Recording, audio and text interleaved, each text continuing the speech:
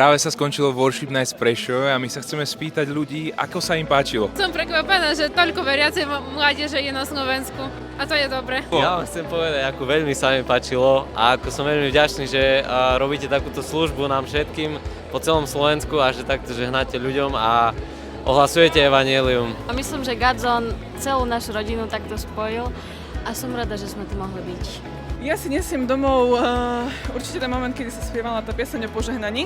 Vidím to veľmi dôležité žehnať už teraz, do budúcna. Keď som tak pozeral trošku po ľuďoch, tak som videl, že boli naozaj dotknutí a vnímam, ako keby naozaj Pán dáva také špeciálne pomazanie, keď je to takto vonku, keď je to takto na námestí, že to úplne iný level.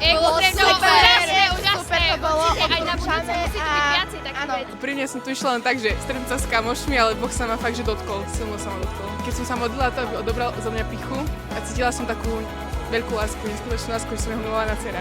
Veľmi dobre.